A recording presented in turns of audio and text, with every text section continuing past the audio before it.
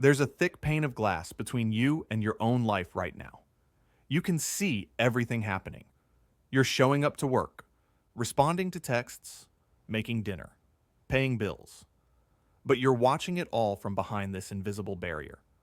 Your friend shares exciting news, and you hear yourself say, "Congratulations." But the feeling that should be there just isn't. Someone you love is sitting across from you, and you know you care about them. But when you look at them, there's just blank space where the warmth used to be. Good news lands flat. Bad news lands flat. Everything exists in this muted, soundproof bubble. Does that glass wall description feel familiar? Drop a yes in the comments if you've felt that invisible barrier lately. Here's what's strange. You're not falling apart. You're actually functioning perfectly. That's the irony. You're a ghost who's really good at pretending to be alive. And here's what most people don't realize. This isn't a malfunction. Your brain isn't broken. It's performing a high-level security lockdown because the emotional load became too much to process safely. Before we dive in, thank you for supporting our mission to make psychology more accessible. If you find this reframe helpful, consider subscribing so we can keep bringing you these deep dives into the why behind your emotions. So with that said, here's what you're getting in this video. By the end, you'll understand exactly why your brain flipped this switch, how to tell the difference between protection and a deeper problem, and the first step toward feeling like yourself again. Let's start with why your brain hit the emergency shutdown switch. Understanding the safety switch. But here's the part that sounds like a glitch, but is actually a masterpiece of biological engineering. There's a specific calculation your brain makes before it decides to shut your feelings off. Think of your brain as having a built-in circuit breaker for emotions. When the electrical load gets too high, the breaker flips. Imagine that sharp click sound, that decisive snap, to prevent the whole system from frying. That's essentially what emotional numbness is. It's not a personal failure or a character flaw. It's your brain's overflow valve activating when emotions become too intense to process safely. Here's how it works. Your brain is constantly monitoring your emotional state, and when it detects sustained high levels of stress, accumulated microtraumas, or unprocessed grief, it makes a calculation. If feeling everything at full intensity might overwhelm your ability to function, your brain essentially says, "We're shutting this down temporarily." You'd think that when your system hits its limit, you'd collapse. But for a specific type of person, the brain does something much more subtle and much more dangerous. This is why emotional numbness often shows up in high-functioning people who keep showing up despite feeling hollow inside. You become what I call a functional ghost, efficient, reliable, checking every box, but completely disconnected from the experience of being alive. This detachment has a name in psychology. It's called depersonalization, and it's one of the telltale signs that your safety switch is active. You might feel like you're observing yourself from outside your body, or like your hands don't quite belong to you when you look at them. It's unsettling, but it's your brain trying to create distance between you and overwhelming emotions. The stark contrast between healthy emotional processing and this functional freeze mode is important to understand. Normally, you feel something, you process it, and you move through it. Sadness comes, you cry, you feel lighter. Anger arrives, you express it appropriately. It passes. But when you're in freeze mode, emotions don't move through you anymore. They just don't arrive at all. So what triggers this safety switch? It's usually not one big traumatic event, though that can do it. More often, it's the accumulation of things. Months of high-alert stress at a job that demands everything from you. A series of small losses that you never had time to grieve properly. Constant low-level anxiety that your nervous system never gets a break from. Your brain keeps trying to process all of this, and eventually it just can't keep up. Here's what this accumulation actually looks like. January, new micromanaging boss.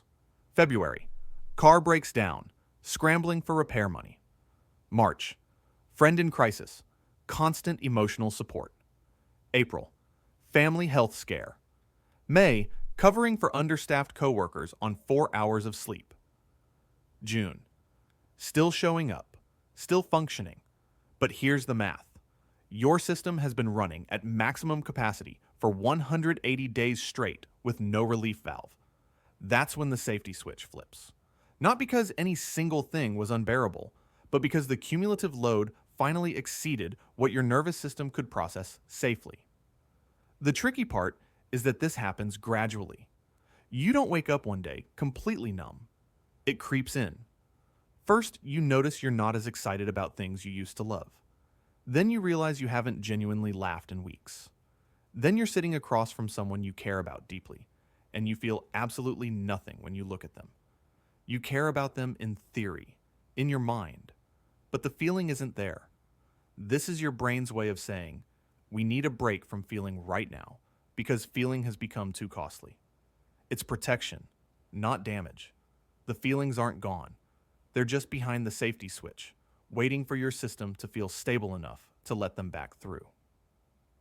Your numbness inventory. Now that you understand why your brain hits this switch, we're going to run through your numbness inventory. Grab a mental pen, or an actual one if you want, and see how many of these 4 indicators you recognize in your own life right now. These are the specific signs that your safety switch is active. Knowing which ones you're experiencing is the key to understanding what's happening and how to address it. The autopilot indicator is usually the most obvious sign.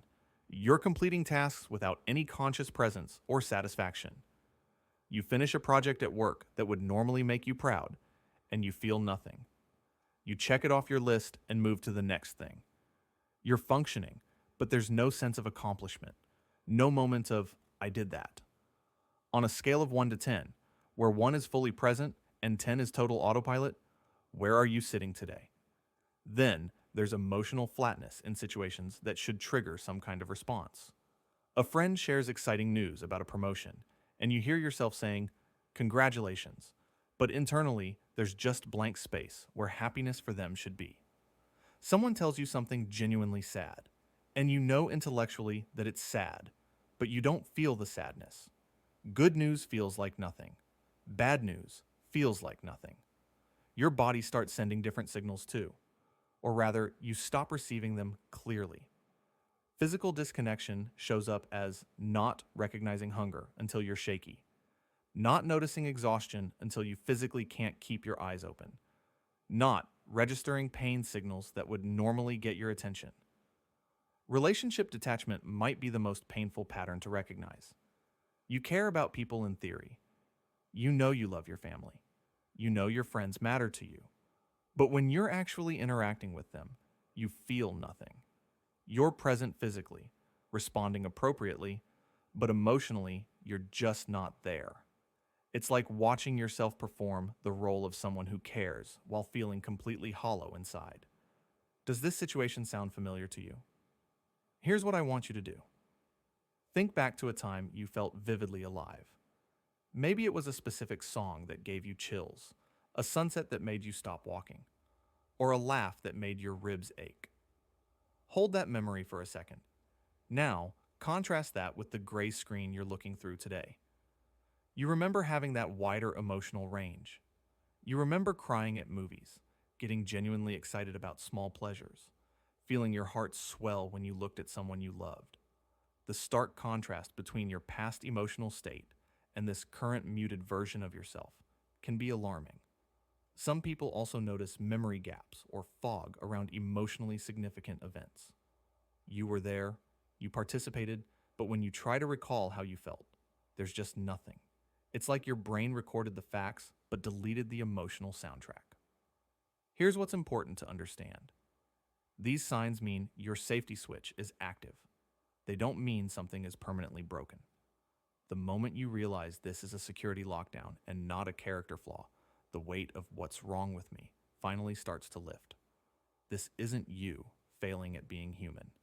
This is your brain succeeding at keeping you functional when the emotional load became too much to process safely. Did you realize your brain was actually trying to protect you? Or did you think you were just broken? Share your aha moment in the comments. It helps others realize they aren't alone in this. Now, we need to make an important distinction.